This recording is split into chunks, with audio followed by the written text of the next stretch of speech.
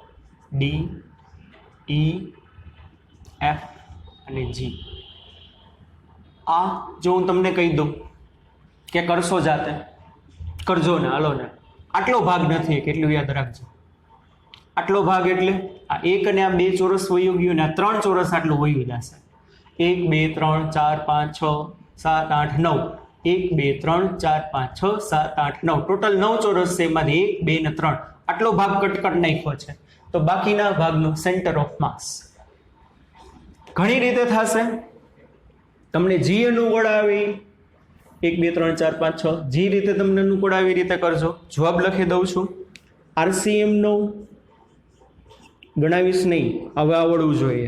RCM નો XCM આવવું જોઈએ 11.67 અને YM આવવું જોઈએ 16.67. ઓકે, ચાલો IHW માં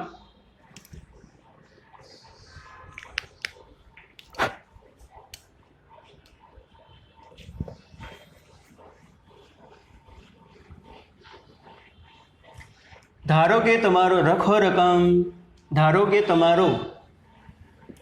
તમારો ક્લાસરૂમ સમઘન છે. ધારો કે તમારો ક્લાસરૂમ સમઘન છે. સમઘન એટલે લંબાઈ, પહોળાઈ, ઊંચાઈ બધું સરખું હોય. એ ક્યાં જાય છે વાલા ચોપડા, ક્યાં જાય છે તું? લખો રકમ. ધારો કે તમારું ક્લાસરૂમ સમઘન છે. તેનું પરિમાણ 40 metre by 40 metre by 40 metre. એનું પરિમાણ કેટલું છે? 40 metre by 40 metre by 40 metre. આનો મતલબ શું? 40 મીટર લંબાઈ, 40 મીટર પહોળાઈ અને 40 મીટર ઊંચાઈ. ધારો કે તમારો ક્લાસરૂમ સમઘન છે, ઘનતા નિયમિત છે, દળનું વિતરણ નિયમિત છે. તેનું પરિમાણ 40 metre by 40 metre by 40 metre હોય તો તેના દ્રવ્યમાન કેન્દ્રના યામ શોધો. તેના દ્રવ્યમાન કેન્દ્રના યામ શોધો. એલાવ સાવ સહેલું. ક્લાસરૂમ સમઘન છે, લંબાઈ, પહોળાઈ, ઊંચાઈ બધું સરખું. તો સમઘન છે, લંબાઈ, ઊંચાઈ, પહોળાઈ બધું સરખું. તો ક્લાસરૂમનું જે વચ્ચેનું સેન્ટર હશે ને, એ સેન્ટર એનું સેન્ટર ઓફ માસ કહેવાશે. સેન્ટર એનું શું કહેવાય? સેન્ટર ઓફ માસ. અને કેટલું યાદ રાખજો, સેન્ટર ઓફ માસ દ્રવ્યની અંદરે હોય ને દ્રવ્યની બારે હોઈ શકે. કોકે ન સમજાણું સર, કોઈ પણ પદાર્થનું સેન્ટર ઓફ માસ એના દ્રવ્યની અંદરે હોય અને દ્રવ્યની બારે હોઈ શકે. એ વળી હું દાખલા તરીકે કોઈ એક તકતી છે, દાખલા તરીકે કોઈ એક તકતી છે રાઉન્ડ, તો આની અંદર દળ ભરેલું હશે તો એનું સેન્ટર ઓફ માસ અહીંયા હશે કે અહીંયા દળ ભરેલું હશે. જમવાની ડીશ તો સેન્ટર ઓફ માસ ક્યાં કહેવાય? દળની અંદર. આ શું છે? ડિસ્ક, તકતી. માની લ્યો R ત્રિજ્યાની તકતી હતી, R ત્રિજ્યાની રિંગ છે. રિંગ શું છે આવડિયા? R ત્રિજ્યાની રિંગ છે. રિંગ તો એનું સેન્ટર ઓફ માસ અહીંયા હોય, એના સેન્ટર ઉપર જ હોય. પણ અત્યારે દ્રવ્યમાન કેન્દ્ર કહેવાય ક્યાં? બોલો વાલા બાળકો, કહેવાય સેન્ટર ઉપર પણ દ્રવ્યની બહાર. કારણ કે રિંગ એટલે બંગડી, અહીંયા કંઈ દ્રવ્ય ના હોય. આ ખાસ યાદ રાખજો.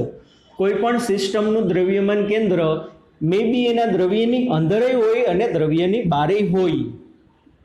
આ જ એનું સેન્ટર ઓફ માસ કહેવાય, આ જ એનું સેન્ટર કહેવાય, આ જ એનું સેન્ટર ઓફ માસ કહેવાય, આ જ એનું સેન્ટર કહેવાય. યસ કે નો? અહીંયા દ્રવ્યની અંદર કહેવાય, અહીંયા ક્યાં કહેવાય? દ્રવ્યની બહાર. બે ગોળા છે. અત્યારે આ બધું હરખું જ દેખાશે, પણ 3D માં તમે વિચારો, આ કેવો છે? નક્કર ગોળું. અને આ છે પોલો ગોળો. નક્કર ગોળો એટલે પૃથ્વી. નક્કર ગોળો મતલબ અંદર દ્રવ્ય ભરેલું હોય. ઢંગ તેનું સેન્ટર ઓફ માસ એના સેન્ટર ઉપર જ કહેવાય, દ્રવ્યની અંદર કહેવાય. પોલો ગોળો, પોલો ગોળો, પોલો પોલો ગોળો એટલે હું ગોળો છે પણ અંદર હવા છે, તેનું સેન્ટર ઓફ માસ અહીંયા વચોવચ હોય, પણ કહેવાય ગયા દ્રવ્યની અંદર કે દ્રવ્યની બારે? દ્રવ્યની બારે હવામાં કહેવાય. આની જેમ સમજાય છે કે નહીં? પાણી ભરવાની પાઇપ નળાકાર હોય કે નહીં?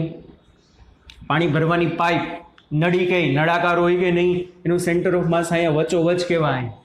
દ્રવ્યની અંદર કહેવાય કે દ્રવ્યની બારે કહેવાય? દ્રવ્યની બારે, કારણ કે અંદર પોલું હશે. પોલું પોલું પોલું નક્કર સળિયું અથવા નક્કર નળાકાર. બિલ્ડિંગોના જે પાયા હોય, પાયા ભરે એમાં જે સળિયા વાપરે ને નક્કર હોય, નક્કર અંદર દ્રવ્ય હોય, તેનું સેન્ટર ઓફ માસ અહીંયા જ કહેવાય. બે નળાકાર જ છે. અહીંયા સેન્ટર ઓફ માસ દ્રવ્યની અંદર, અહીંયા દ્રવ્યની બારે, અહીંયા દ્રવ્યની અંદર, અહીંયા દ્રવ્યની બારે, અહીંયા દ્રવ્યની અંદર, અહીંયા દ્રવ્યની બારે. એટલે ખાસ ક્યાંક નોંધવું હોય તો નોંધ લેજો. કોઈ પણ પદાર્થનું દ્રવ્યમાન કેન્દ્ર તેના દ્રવ્યની અંદર અથવા તો દ્રવ્યની બહાર ગમે ત્યાં હોઈ શકે. દ્રવ્યની અંદર અથવા તો દ્રવ્યની બહાર ગમે ત્યાં હોઈ શકે. ચાલો આપણો ક્લાસરૂમમાં 6 દિવાલ છે, બસ બીજું કાંઈ નહીં. કોક કે 6 દિવાલ, 4 જ દિવાલ હોય. એલાવ તળિયું કોણ ગણશે? મારા પપ્પા. છત કોણ ગણશે? કોક કે હા, ભલે ને તમારા બાપા ગણતા હોય. બરોબર, 4 દિવાલ નહીં 6. ફિઝિક્સની દ્રષ્ટિએ આ ઉપર નીચે આપણે બોલી છીએ આને તળિયું કહેવાય, છત પણ એ દિવાલ જ ગણવાની. 1 2 3 4 5 અને 6. બરોબર. તો આનું સેન્ટર ઓફ માસ અહીંયા વચોવચ ક્યાંક હવામાં હોય. ક્લાસરૂમમાં વચોવચ ક્યાંક હવામાં હશે, દ્રવ્યની બારે. આ તમને આવડવો જોઈએ. દાખલો પુશ કરીને જાતે ગણવાનો છે. વિડીયો પોઝ કરો, જાતે ગણો.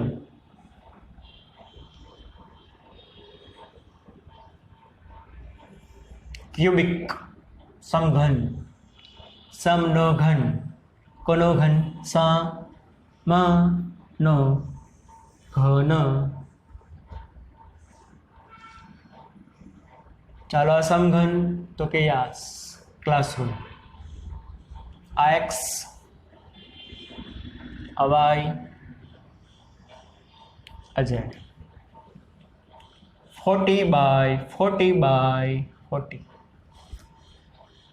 તો શું કરવાનું? કાંઈ નહીં. ક્લાસરૂમ કોનો બનેલો છે?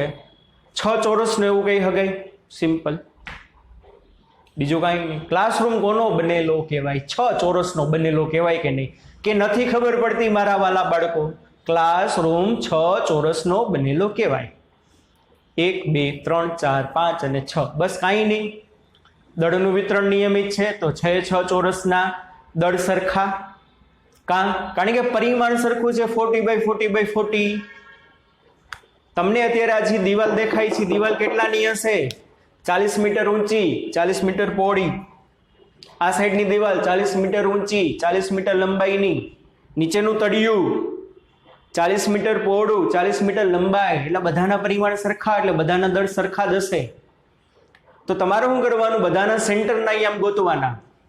પછી આપણું જે સૂત્ર છે M1R1 વત્તા M2R2 વત્તા M3R3 વત્તા M4R4 વત્તા M5R5 વત્તા M5R6 ના છેદમાં M1 થી M6 નો સરવાળો. કારણ કે 6 જણા છે. 1 2 3 4 5 અને 6. 6 ના સેન્ટરના યામ તમને ગોતતા આવડવા જોઈએ. એ બધું ભૂમિતિમાં આવી ગયું, એ તમને આવડવું જોઈએ. એવું નહીં કરાવવું. સમજાય છે કે નહીં? જવાબ આવશે તમારો 20 20 20. What is the answer? Answer is 20 20 20. બરાબર. આ પણ તમારા માટે HW માં ભૂમિતિમાં આવી ગયું છે, એટલે આ બધું આવડવું જોઈએ તમને. બરાબર. ચાલો, એટલે 2 દાખલા HW માં.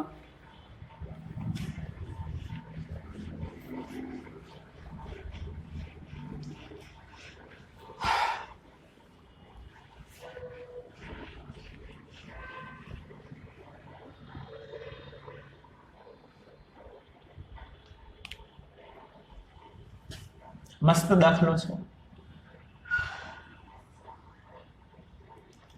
1 કિલોગ્રામ દળનો પદાર્થ,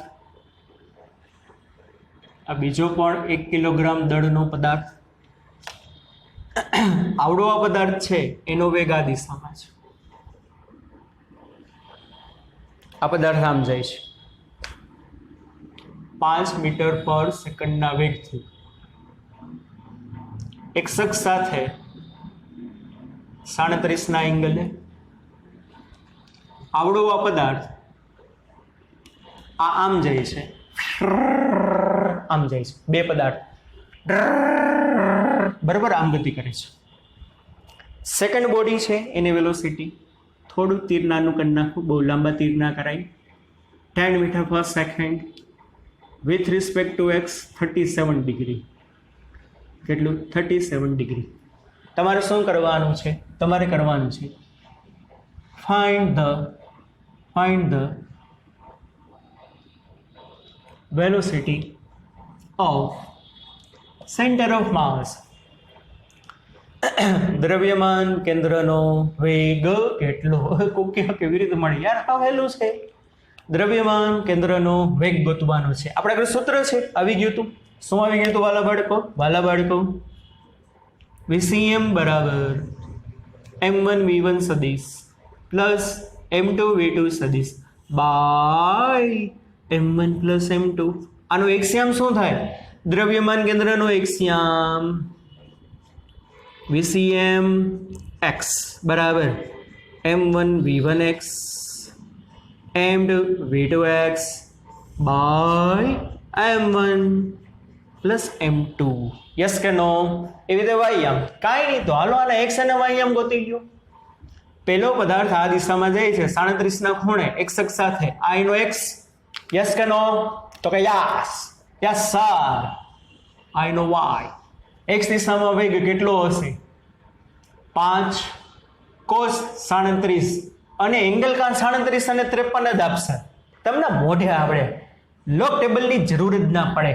યાદ કરો, 37 વાળો કાટકોણ ત્રિકોણ, 37 વાળો કાટકોણ ત્રિકોણ. ચાલો યાદ કરવામાં આવશે. કર્ણ તો 5 નો હશે. તો 37 ની સામે નાનું છે તો નાનું, એવી રીતે યાદ રખાયું હતું. અહીંયા 3 તો બાજુમાં મોટું. 3 4 5 ની પેર લેવાની. યાદ કરો, કરાયું છે. કર્ણ તો 5 નો જ, તો 37 ની સામે નાનું. 37 અને 53 37 નાનાની સામે નાનું. 3 અને 4 બસ થઈ ગયું. આ બધું યાદ જ છે. cos 37 પાસેની બાજુના છેદમાં કર્ણ એટલે 5 into 4/5 એટલે v1x આવ્યું તમારે 5 કેન્સલ 4 મીટર પર સેકન્ડ. આ સમજાણું. પહેલા પદાર્થનો x દિશામાં વેગ હશે 4. ચાલો એવી રીતે y દિશામાં શું થાય?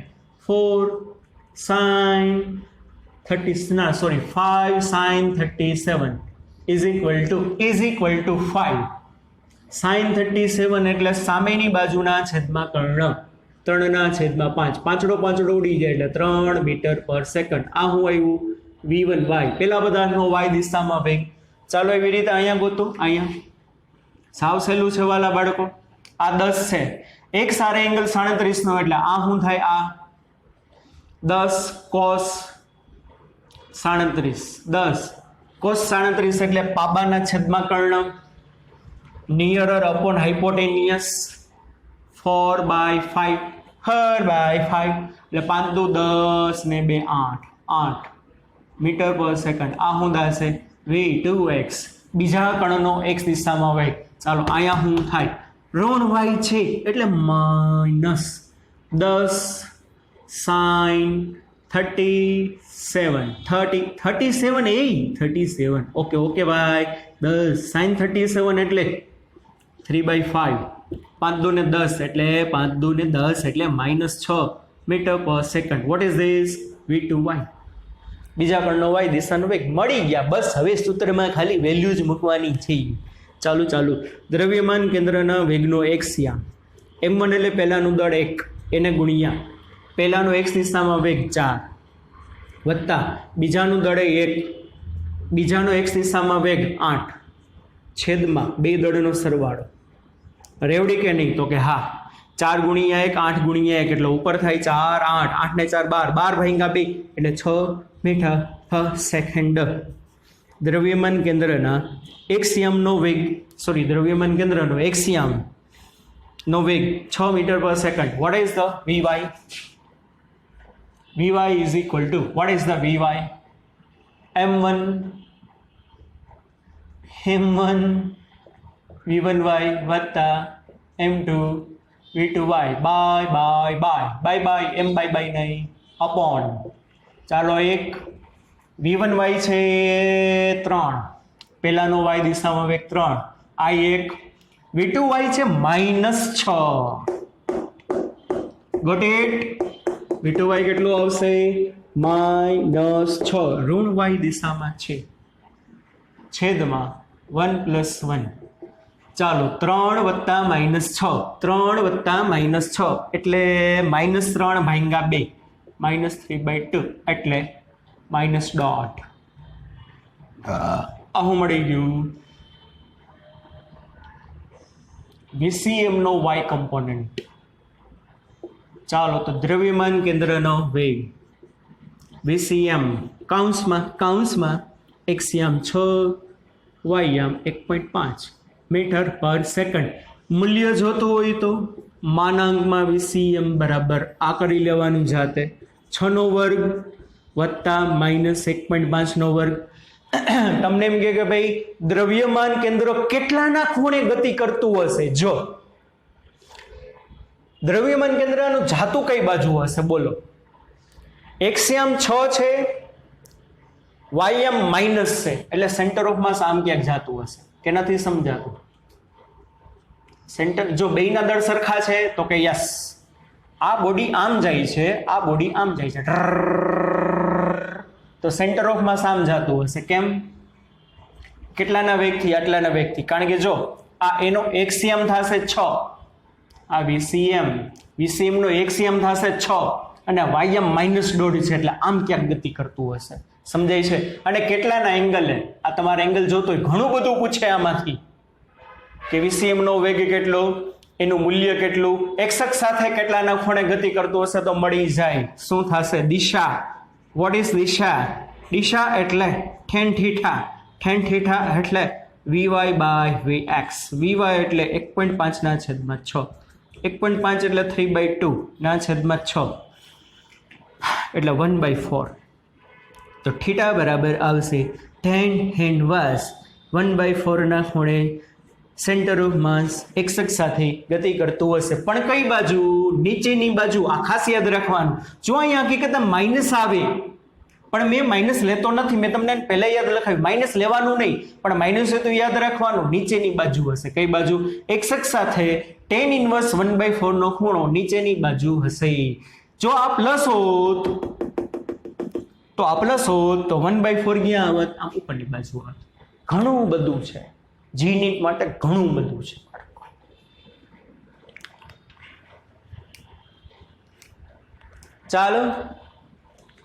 ચાલો આ લેક્ચરનો છેલ્લો દાખલો ગણી કોકે હવે કંટાળો આવે છે થાકી ગયા અમે કઈ વાંધો તમારી મરજી છેલ્લો દાખલો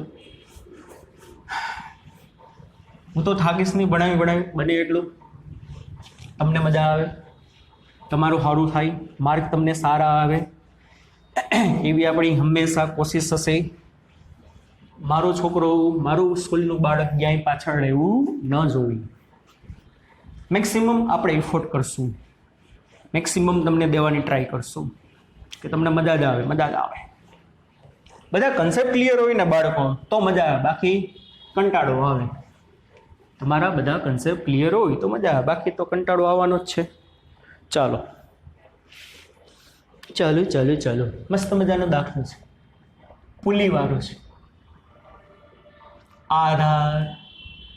આધાર ઉપરથી એક ગરગડી છે ગરગડીના છેડે અહીંયા 2 કિલોનો પદાર્થ ગરગડીના આ છેડે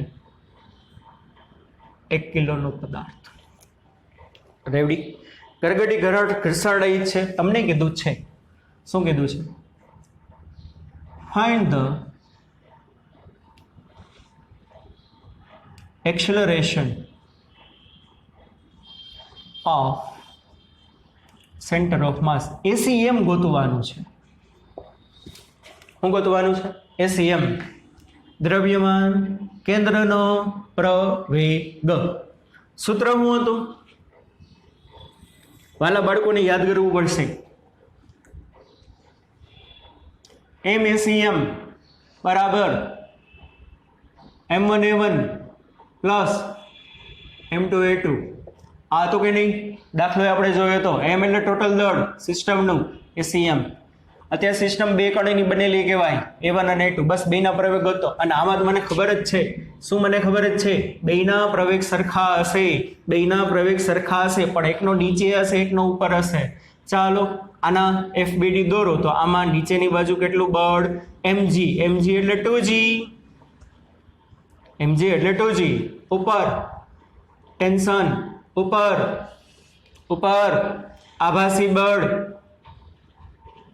M2A2 ઉપર શું થશે આભાસી બળ M2A2 પણ બેના પ્રવેગ સરખા જ હશે હા કે ના સમજાણું કે નહીં ચાલો આમાં વજન બળ નીચે M1g એટલે 1g દોરી ઉપર એટલે તણાવ ઉપર આ બ્લોક જાય છે ઉપર આભાસી બળ નીચે બ્લોક જાય છે ઉપર આભાસી બળ નીચે કે ના કે હા આ બ્લોક નીચે જાય છે આભાસી બળ ઉપર આ બ્લોક ઉપર એટલે આભાસી બળ નીચે કેટલું M1A એ રેવડી બાળકો બે દોરી એક જ છે એટલે તણાવ સરખો આનું વજન 2g આનું વજન 1g આ બ્લોક નીચે ગયો વધુ દળ વાળો છે એટલે આભાસી બળ ઉપર આ ઉપર ગયો એટલે આભાસી બળ નીચે ચાલો આનું ઇક્વેશન શું બને T બરાબર M1A પ્લસ 1g આનું ઇક્વેશન શું બનશે T પ્લસ M2A એના બરાબર 2g યસ કે નો તો કે યસ શું કરાય T ની વેલ્યુ અહીંયા મૂકી દો અને M1 એટલે 1 એટલે T બરાબર A પ્લસ G યસ કે નો તો કે યસ M1 એટલે 1 આ AM ને હાજી આમાં T પ્લસ M2 એટલે 2A બરાબર 2G ચાલો આ T ની વેલ્યુ આવી T બરાબર A પ્લસ G અહીંયા મૂકી દો માટે A plus G plus 2A બરાબર 2G A પ્લસ A એટલે 3A G પહેલી બાજુ જાય એટલે 2G માઇનસ G એટલે A બરાબર 2G minus G 2G minus G એટલે G એટલે A બરાબર શું આવશે G/3 પ્રવેગ મળી ગયો G/3 આ બ્લોક નીચેની બાજુ જાતો હશે A2 બરાબર G/3 જેટલા પ્રવેગથી આ બ્લોક ઉપર જાતો હશે A1 બરાબર G/3 જેટલા પ્રવેગથી આ ઉપર જાય છે એટલે એને પ્લસ લ્યો આ નીચે આવે છે એટલે એને માઇનસ લ્યો બસ મૂકો વેલ્યુ M એટલે ટોટલ દળ 1 + 2 ACM is equal to M1 એટલે 1 એનો પ્રવેગ કેટલો G/3 તો કે ઉપર પ્લસ M2 એટલે 2 એનો પ્રવેગ કેટલો નીચે એટલે -G/3 1 + 2 એટલે 3 therefore ACM is equal to G/3 minus 2G/3 ના છેદમાં 3 યસ કે નો 1 G/3 માંથી 2 G/3 જાય કે નામ જાણું G/3 ભાઈ કોમન કાઢી લ્યો હજી જેને ગણિત ના આવડતું હોય તો 1 - 2 ના છેદમાં 3 એટલે આ 3 નીચે જાય એટલે G/9 પણ 1 - 2 એટલે માઇનસ તો આનું સેન્ટર ઓફ માસ જે છે ને G/9 જેટલા પ્રવેગથી માઇનસ મતલબ શું ડાઉનવર્ડ અધો દિશામાં -G/9 જેટલા પ્રવેગથી આનું સેન્ટર ઓફ માસ શું કરતું હશે